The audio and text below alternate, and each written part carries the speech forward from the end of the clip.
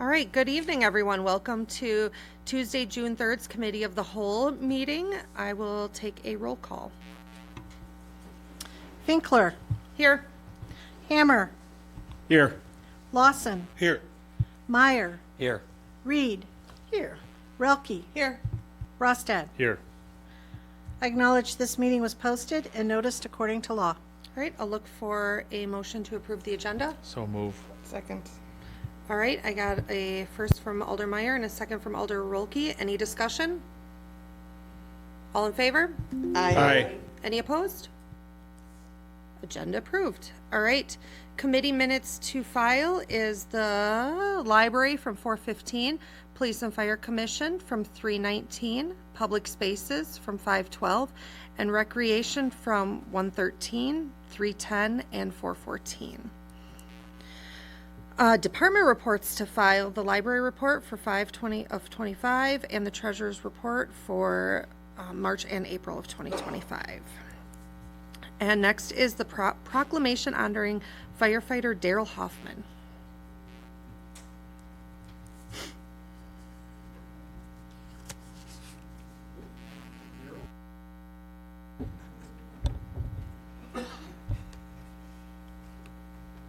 It's a proclamation honoring Daryl Hoffman for 36 years and 4 months of service with the Columbus Fire Department.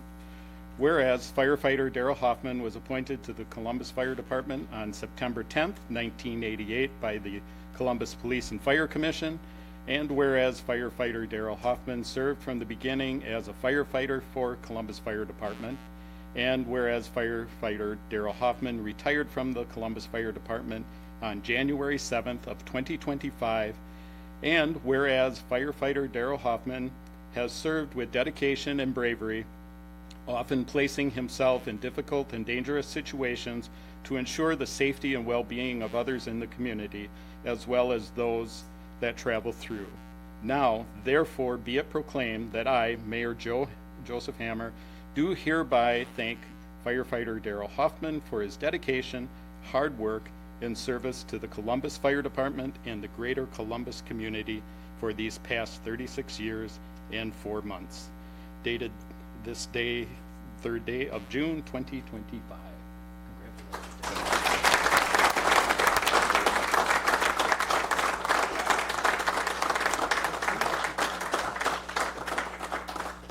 I just want to thank everybody for coming. It's a great turnout, and I appreciate all the friends and family that showed up for this. So thank you. I'd like to thank the city for allowing me to serve you for as long as I did. So thank you.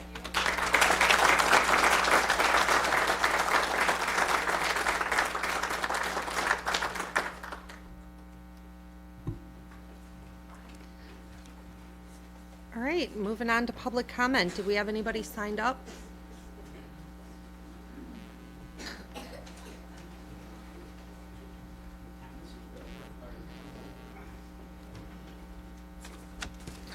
All right, Brian Nagel, we have you for public comment if you want to come up and state your name and address, and we do have a limit of 3 minutes.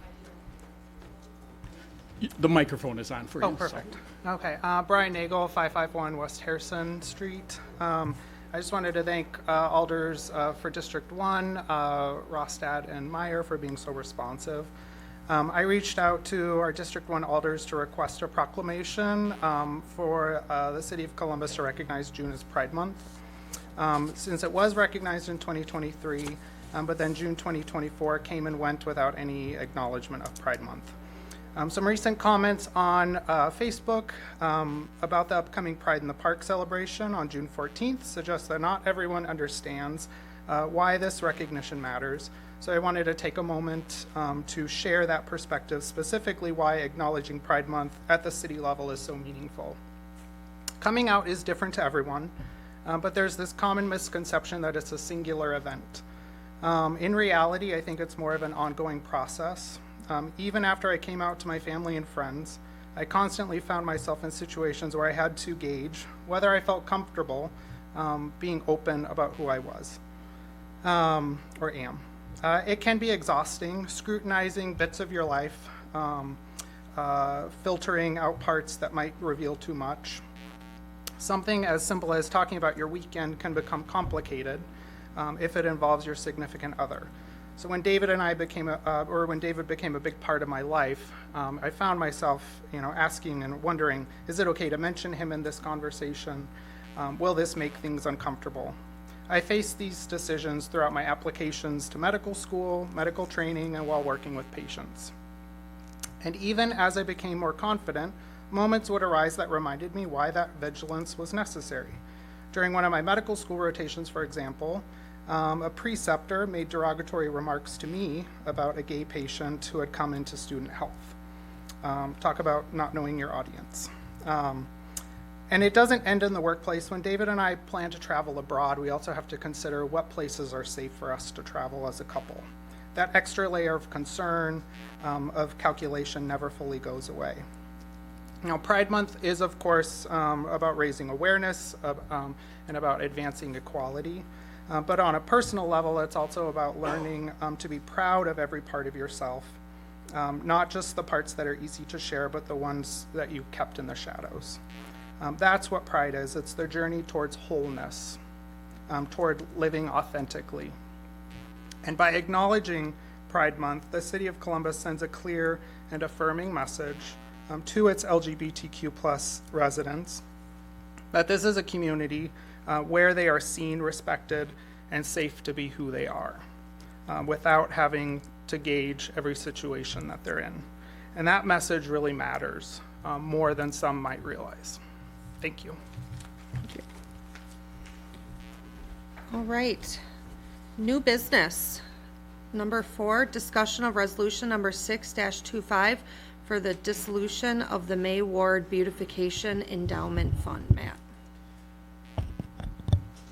Good evening. There's a lot of information in the packet that I won't rehash. I'll just try and do my best to summarize. Crystal did a lot of history around this endowment fund and kind of where funding has come from. The reality is that there aren't contributions being made to this. The most recent contribution was money from the city. So it's our recommendation to dissolve this fund, and that the city fund beautification efforts in the Public Works budget, where the Public Spaces Committee can direct Public Works staff in those efforts and the things that are needed to be done moving forward. So. Any discussion? Alder Reed. Oh, thank you. Yes, I got to be part of bringing back the use of the May Ward Fund around, maybe 9-10 years ago. And I just wanted to make sure that we still have some sort of vehicle for just in case donations for the purpose of beautifying the city that isn't just as general as Public Works. So 2 things.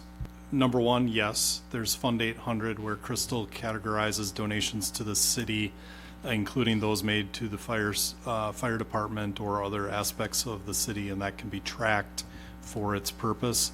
The longer answer to this is I've started meeting with a group to create a 501c3 fund, Friends of Columbus, that would be a charitable organization that those making donations would get tax credit for those donations. And this kind of goes along with an objective in the strategic plan for that purpose, to try and separate fundraising from the city to a more arm's length group that would operate separate from the city and could be a more community-wide organization.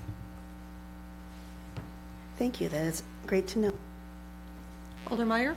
I'm not seeing it in here. What is the current balance on the Ward May Fund, and where are we going to send those funds if we dissolve this?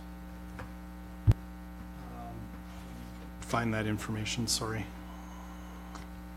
The last thing I see is from 1998, and that was $8,446.99. That's where it started, and I believe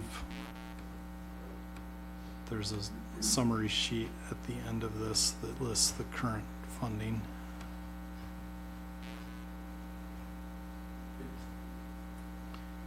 The current balance in the fund is, oh, that's a summary over time.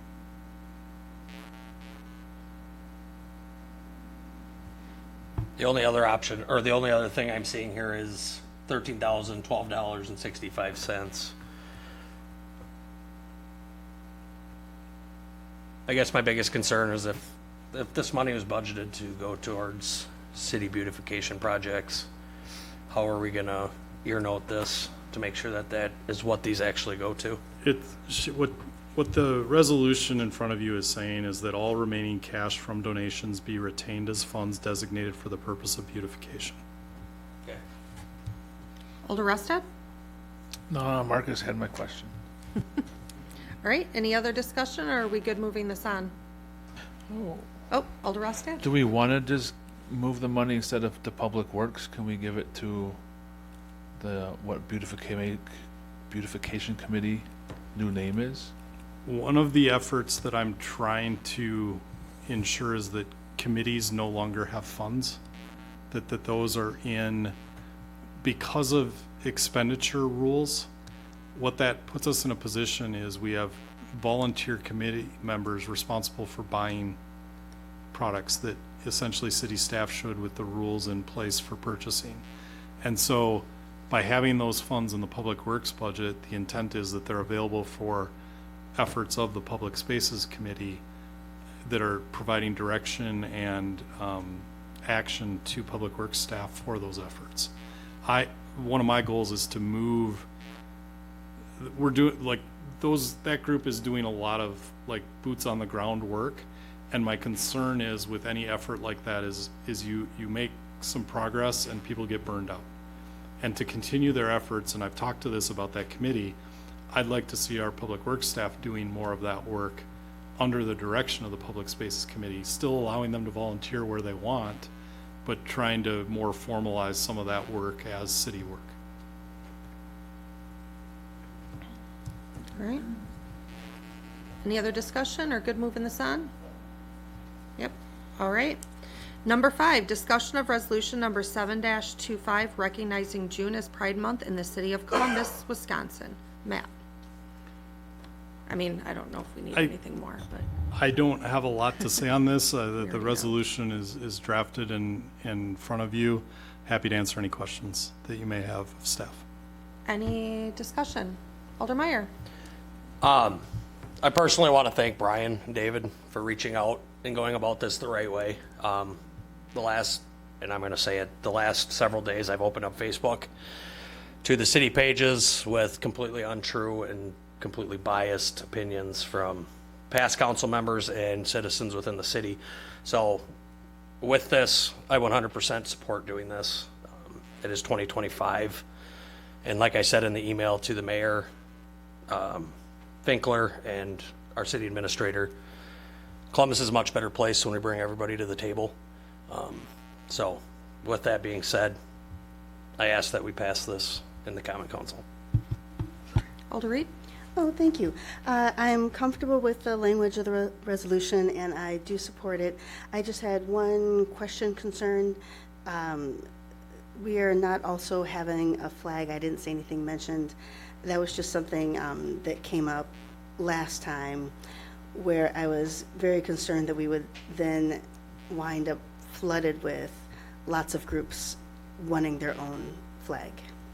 There's no discussion of flag. I think the city's been clear that the 2 flags that'll be flown are the U.S. and Wisconsin flags. Thank you. Mayor Hammer. So by having the resolution and recognizing this, we set precedents, which means you're going to have other organizations that are going to come that are going to want a resolution recognizing for whatever their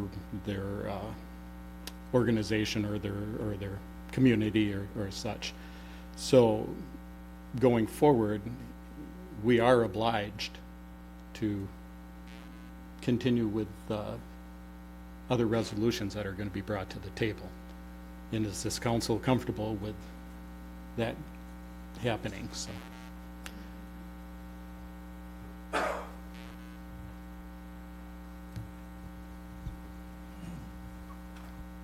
Any further discussion? All right, are we comfortable moving this on then to council? Okay. Next is discussion of pavilion staircase project bid summary and funding request. Matt, is this you or Amy Jo? I'll start, and if there are further questions that I can't answer, we'll let Amy Jo speak to it as well. This was put out to bid utilizing Quest, which is the same service that we put all of our bids out for online bidding. We had a number of plan holders take out the plans, but unfortunately only one bidder submitted the bid. And so it's in front of you tonight to determine whether this is something you want to move forward on or not. I've worked with the bidder before. They're a very reputable company. They do good work. I'm not confident that rebidding this would suddenly generate more interest in the project. We've identified available funding to complete it, but it is in the council's discretion in terms of how to move forward. Alder Lawson? Is air conditioning in the budget this year, or is that next year for the pavilion? That's in the CIP, is my understanding, for next year, but obviously we would have to approve that as we go through the budget process.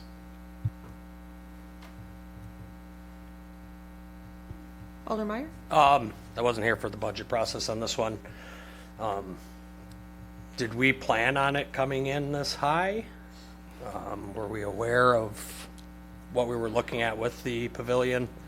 And $51,000, or sorry, $47,000 is a lot of money. I'm not opposed to it.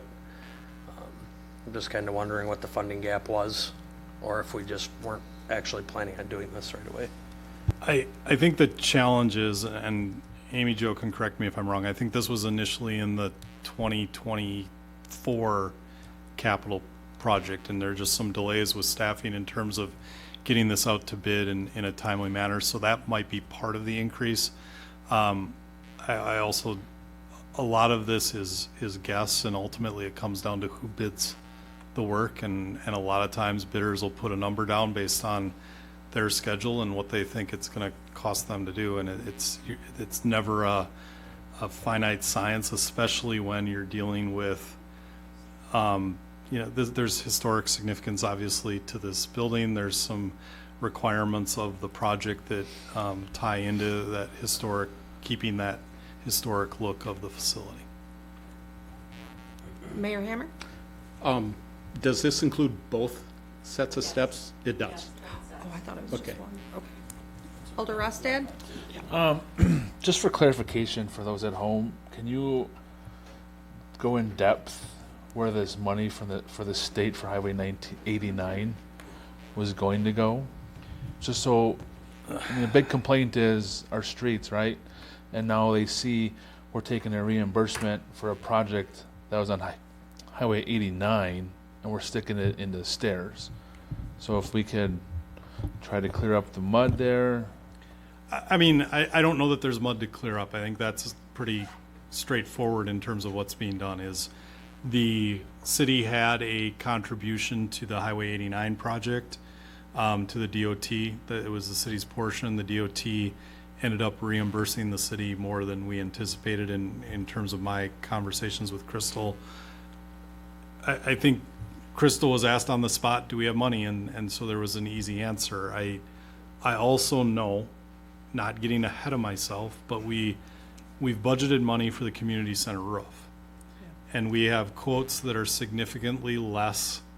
So if you wanted to keep the DOT reimbursement, I mean, essentially all this comes back into the capital fund and is a pool of money, right? Mm-hmm. But if there's a concern about optics, you could take the money that we receive from the DOT and preserve that for street projects, and that the money identified for the community center roof, I know you don't have the quotes in front of you. We have a low quote. We're waiting. We have two quotes. We're waiting for a third quote to come in. We have a low quote that would allow enough funding from that project to go towards this, the $47,000 gap. We have $150,000 for the community center roof, and the low quote is $52,000.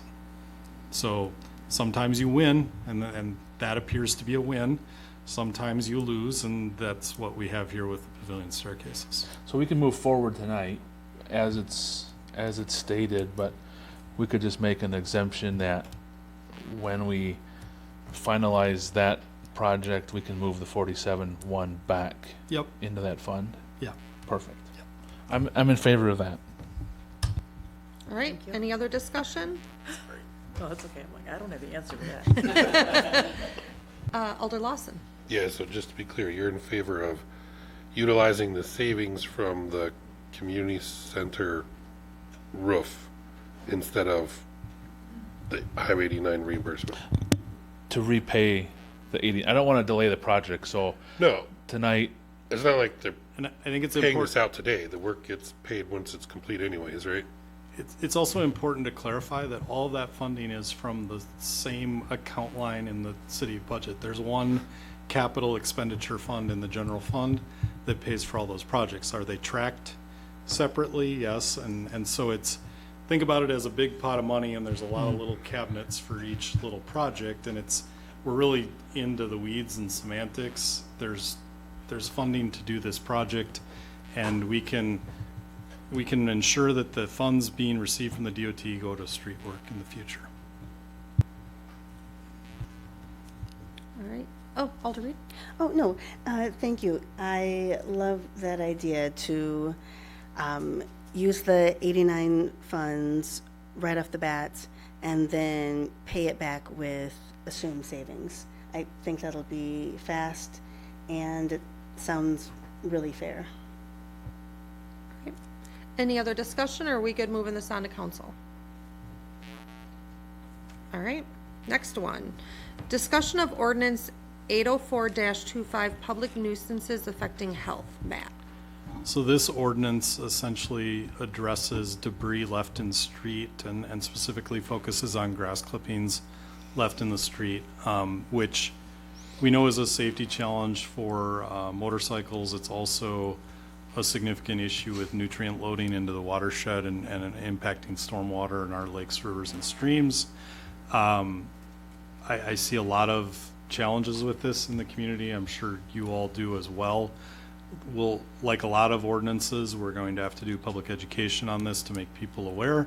But this was brought up during discussion from some of you during the grass height discussion, and I asked Attorney Johnson where this would best be placed, and so he's drafted this ordinance change as part of the public nuisances affecting health. Alder Rostad? just a clarification point. I was not the one that brought it up, so I don't want, I'd gladly take credit for it, but Marcus did. So I know it's not a big point when it comes to voting, but I'll give credit where credit is due. So Marcus is the one that brought this forward. My apologies, Marcus. Well, now it's a no because it came from Marcus and Alder Lawson? So the only problem with this is there are times when we tell people to put stuff there. So like leaf pickup. I reviewed all of our leaf information that is publicly available. We do not tell people to put their leaves in the street. We tell people to put their leaves in the area between the curb and the sidewalk. Which, I mean, a small gust of wind and they're in the street. So It's fair. It's fair. to what degree are landowners expected to continue to remove leaves, in the days coming up to leaf pickup? I don't have a great answer for that. I also know that we're likely to not be out looking at every blade of grass every time this is likely going to be, significant abuse of this as opposed to, there's 4 blades of grass in your gutter line. And so this is more, to me, public education, and that there has to be a penalty for continued noncompliance. And so if a few leaves blow off of your terrace and end up in the curb line, I don't think that's the intent of what we're doing. Same with a few blades of grass, but it's the significant or habitual offender of giving some enforcement opportunity to address these issues. And I know that that is hard from an enforcement and policy standpoint, but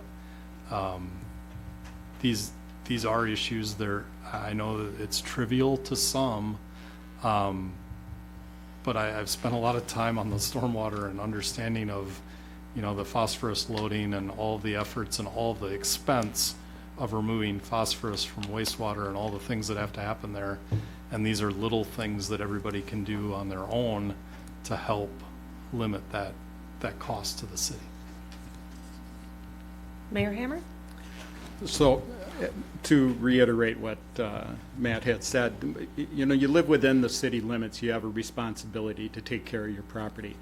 If you've ever seen anybody wipe out on a bike or a motorcycle hitting wet grass, it's not a good sight.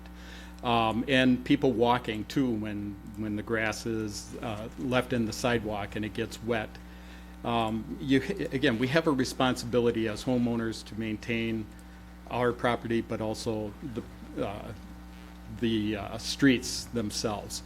The grass gets into the storm water pipes.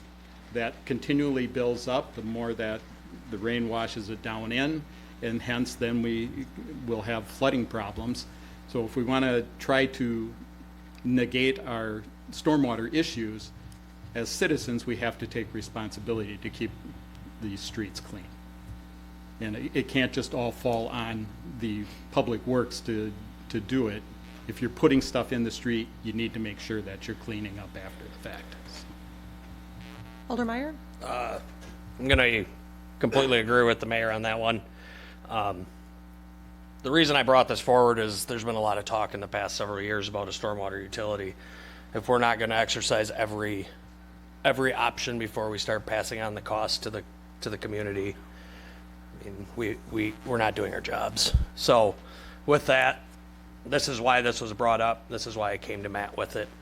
I've had several citizens reach out with pictures of not just a blade of grass. It looks like somebody took a leaf blower and blew their entire yard into the road, right? If we're not going to do our part to initiate prevention, we can't go much further than where we're at right now. So. All right, any other discussion? Any concerns with moving this on? All right, that's it. I will take a motion to adjourn. Motion to adjourn. Second.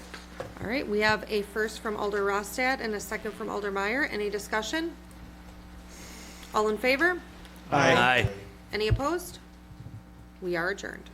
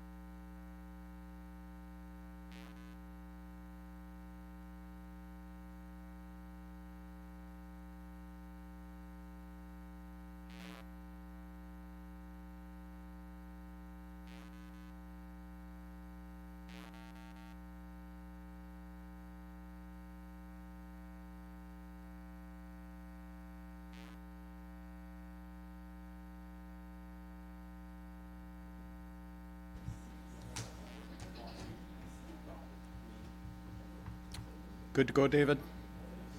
Are we good? All right. All right. Welcome, everybody, to the regular Common Council meeting of Tuesday, June 3rd of 2025. And welcome to those that are watching per cable channel. And could we have a roll call, please? Finkler. Here. Hammer. Here. Lawson. Here. Meyer. Here.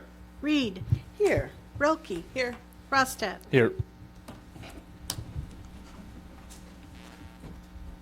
I pledge allegiance to the flag of the United States of America and to the republic for which it stands, one nation, under God, indivisible, with liberty and justice for all. I acknowledge this meeting was posted and noticed according to law. Okay, thank you. With that, I would look for a motion to approve tonight's agenda. Move to approve. Second? Whoa. So, motion by Alder Meyer and second by Alder Rosted to approve. Discussion. Hearing none. All in favor? Aye. Opposed? Okay, agenda approved. Public comment for this meeting? There is none. Okay, thank you. Onto the consent agenda, which is the Special Committee of the Whole and the Common Council minutes of May 20th, 2025, and then the mayoral appointment on there for Teddy Decker to, yeah, I'm trying to see what a CDA, sorry. I gotta get caught up. Move to approve the consent agenda. I'll second. Okay, motion by Alder Meyer and a second by Alder Roki to approve consent agenda. Any discussion? Hearing none. All in favor? Aye. Opposed? Okay, consent agenda approved. Then on to ordinance number 804-25, an ordinance to repeal and recreate section 38-68 sub 9 of the City Code of Ordinances concerning public nuisances affecting health. First, I would look for a motion to suspend the rules. I'll move to suspend the rules. Second. Okay, motion by Alder Finkler, second by Alder Lawson to suspend the rules. Discussion? Hearing none. All in favor? Aye. Opposed?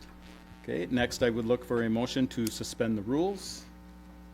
Excuse me, to waive the readings. Or, yeah, waiver readings, I'm sorry. Alder Rolke will move to waive the readings. Second. Okay, motion by Alder Roki, second by Alder Meyer to waive the readings.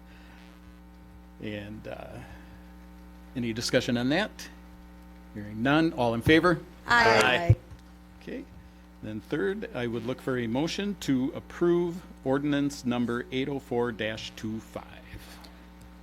I'll move to approve ordinance number 804-25, an ordinance to repeal and recreate section 38-68-9 of the City Code of Ordinances concerning public nuisances affecting health. I'll second. Okay, motion by Alder Finkler, second by Alder Meyer. Any discussion? Hearing none. All in favor? Aye. Opposed? Okay, motion carries. Then on to new business, which is to consider and take action on resolution number 6-25, a resolution dissolving the May Ward Beautification Endowment Fund of the City of Columbus, Wisconsin. I'll move to approve resolution number 6-25, resolution dissolving the May Ward Beautification Endowment Fund of the City of Columbus, Wisconsin. Second. Okay, motion by Alder Rolke, second by Alder Lawson. Any discussion? Alder Reed. Yeah. Thank you. I would just like to be updated on the current amount that is in the fund. Thank you. I thought it was on there at the bottom of the page number 18. I believe it's the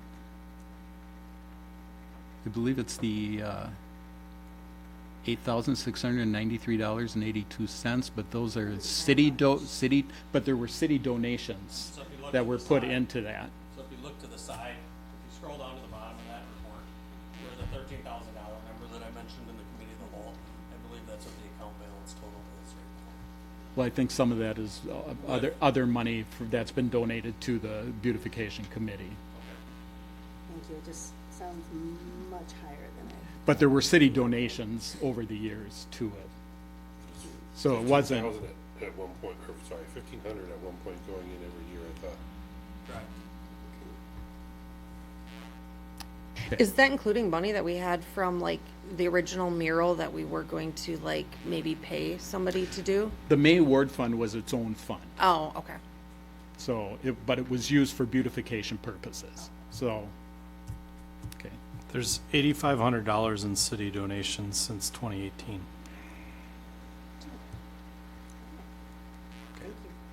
So any other further discussion? All right. Hearing none, all in favor of approving the resolution? Aye. Opposed? Okay. Next would be to consider and take action on resolution number 7-25, a resolution recognizing June as Pride Month in Columbus. I'll move to approve Resolution 7-25, a resolution recognizing June as Pride Month in the city of Columbus, Wisconsin. I'll second. Okay, motion by Alder Meyer, second by Alder Rolke. Any further discussion on this? Hearing none, all in favor? Aye. Opposed? Okay, next would be to consider and take action on the award of the bid to McKee Associates Incorporated in the amount of $98,800 for the Fireman's Park Pavilion Staircase Project. I'll move to approve awarding the bid to McKee Associates Incorporated in the amount of $98,800 for the Fireman's Park Pavilion Staircases Project. Second. Okay, motion by Alder Finkler, second by Alder Lawson. Any further discussion on this? Alder Meyer? Do we need to include in the motion to transfer the savings from the budgeted line item of $150,000 that was budgeted for the community center roof back to be earmarked for street projects? I think you can approve the amount and I will talk to Crystal on, I don't believe any budget amendments need to be made or anything along those lines. I think the intent is known that we are going to pay for this with the savings of the community center roof. And I don't believe anything needs to be included in the motion to do so. Okay, any other discussion?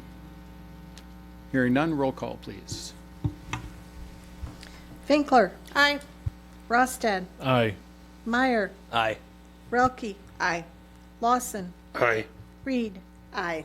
Ayes have it. Okay, thank you. Then next would be to consider and take action on the recreation program non-resident fee policy. This came with the rec committee's recommendation. Matt and or Amy Jo, if they're available for question once a motion is made. I'll touch on a little bit here. I think one of the things we've been looking at is, ensuring that that the services we're being provided are paid for appropriately, right? And that most recreational offerings have some kind of non-resident fee, and there's a couple of different ways to look at it.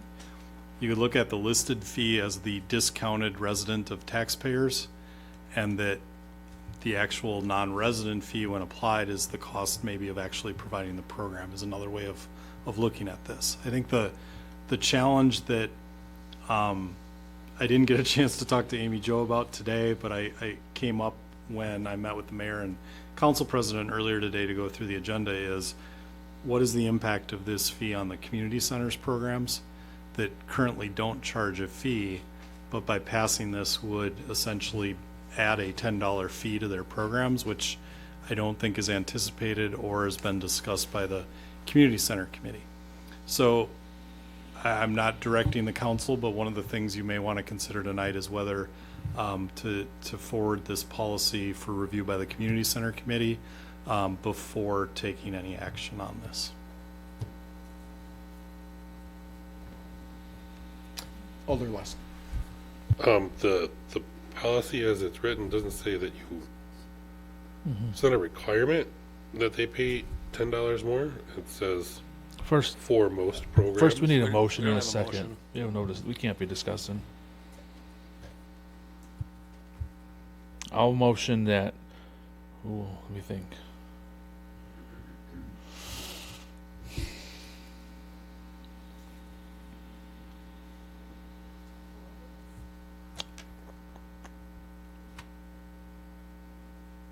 I could motion to push it back with, I'll make a motion that we push this back until the community center can have, can draft a policy for their,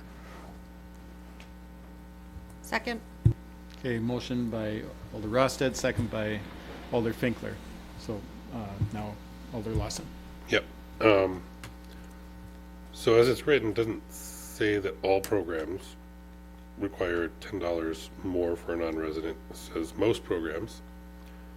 But there are definitely programs that are more than that $10 difference. So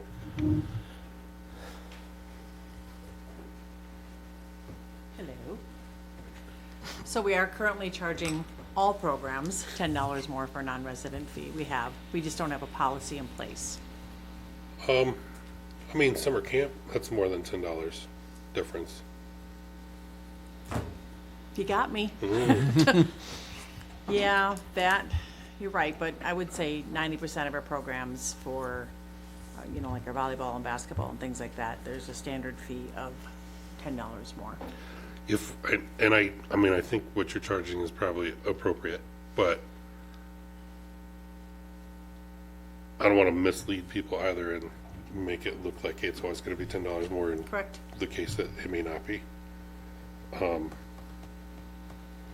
also don't know, I guess I don't understand why this policy would require the community center to charge anything if they don't charge anything now. My take on that is, and this may be semantics, but the community center falls under recreation, and if we've developed a recreation program non-resident fee policy, somebody could say that the programs of the community center are recreation programs and therefore should follow the policy. Okay. Alder Meyer. Reading through this, I understand what the city administrator is saying, but I mean, right now is a lot of the signups for our rec department. I would like to see this passed with an exemption to the community center programs at this point, or pass it as is across the board tonight. I think one of the things to remember that even though it says on here, the 50% or $10 or whatever, we go through fee changes and reviews every year. So it's, it's good initially, but as we look through our fees and so things can change at that point too, so. Our recreation committee did do comparables to the surrounding areas, and this is standard practice for communities to charge 50% more or $10 more. So it's not unique, it is common. I brought a lot of examples to the table. Alder Lawson. Okay, could it just be reworded so that it's, or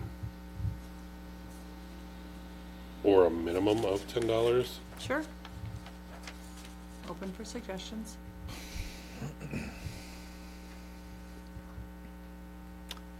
Alder Rosted. this was a policy drafted by the rec committee.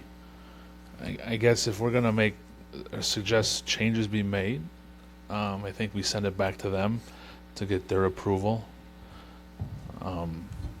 They serve on that for a purpose, and if we're just gonna, I mean, this is a minor, minute change, but I feel they need to be informed before we go ahead and make the decision.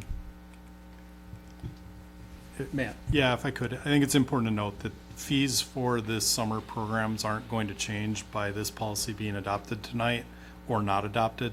Those fees are already set in the city's fee schedule approved by the council.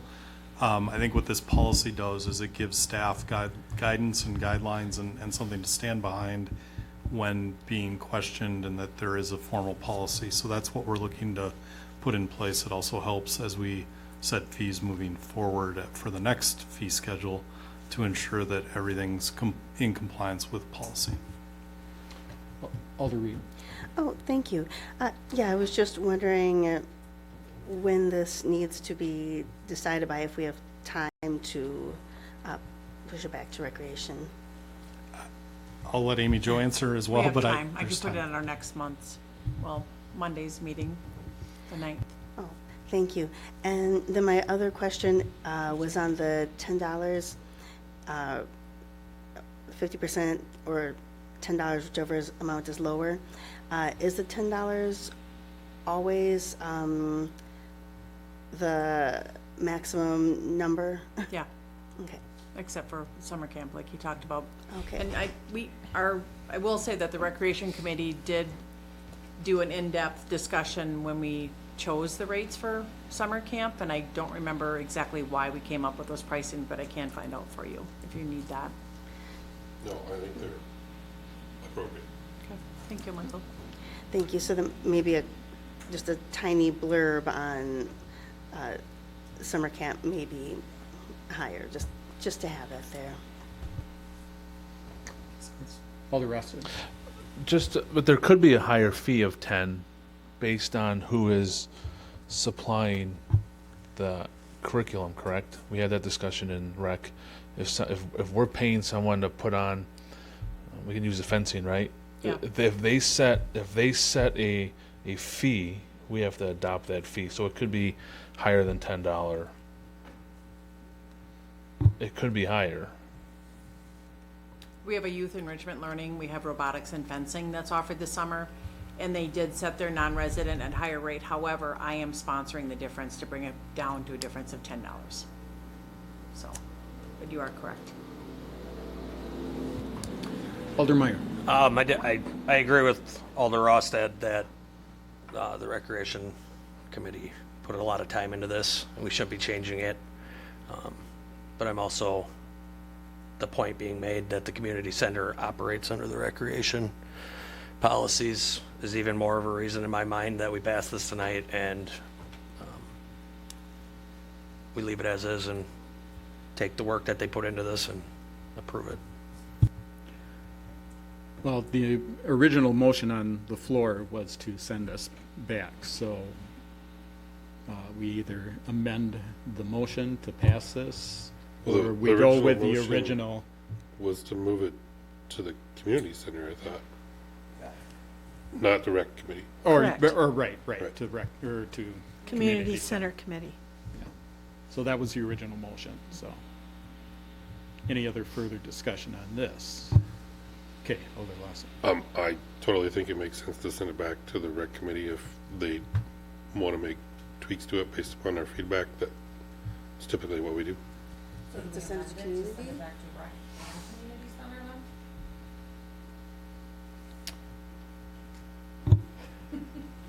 Personally, I think Amy Jo can Work with Kim Lane. work with Kim and determine whether it's appropriate to add to that agenda or not. Our motion is to add it to the community center, so that's the motion.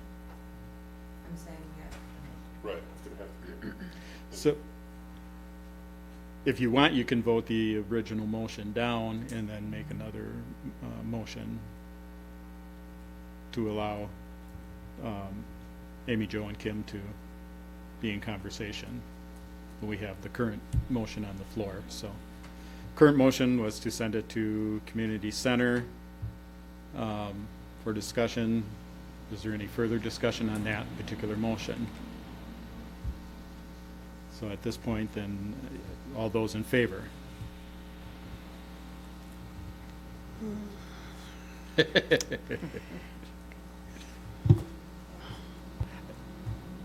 I can make a recommendation that if we're looking at having Amy Jo talk with Kim, it's a recommendation to vote this motion down and then make another motion for that to happen. Well, I think that's why we're not waiting to say nay when you ask for nays. Okay, well, I just wanted, well, okay, I would just want, haven't asked well, I for saw nays. some lights on, so Oh. that's kind of why I was We're waiting. jumping the gun. All right, so, any nays?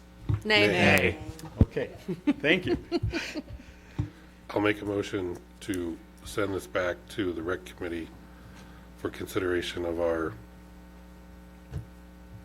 tweaks. That works. Second. Okay, motion by Alder Lawson, second by Alder Finkler. Any further discussion on that? Hearing none, all in favor? Aye. Opposed? Nay. Thank you. Then, next on the agenda is to consider and take action on claims in the amount of $326,010.20. So move to pay the amount of $326,010.20. I'll second. Okay, motion by Alder Rosted, second by Alder Rolke. Any further discussion on this? Seeing none, roll call, please. Meyer, Aye. Rostad, Aye. Reed, Aye. Finkler, Aye. Lawson, Aye. Relke. Aye. Ayes have it. Okay, thank you. City reports. I don't have anything tonight other than I apologize for hijacking the last discussion. All right, comments are, with road construction happening in town and as we've having major highways go through town, it's big happening on a major street. This does have an effect on local businesses. They do suffer because of the construction. So I would please make it a point to patronize our local businesses during the week of after the 4th of July celebration. There are businesses that are on that end of the tracks that the road is going to be closed off, so you're not going to be able to drive to. If you have to drive out of your way to patronize, please do. But please patronize all our businesses. You can get access to them. So that's how they will survive. The other thing is that June is Dairy Month, and the dairy industry is a very integral part of Wisconsin's economy. And I encourage, if able to support our dairy farmers. And with that, I would look for a motion to adjourn. Move to adjourn. Second. Okay, motion by Alder Finkler, second by Alder Reed to adjourn. Discussion. All in favor? Aye. Opposed? We stand adjourned. Yeah, you.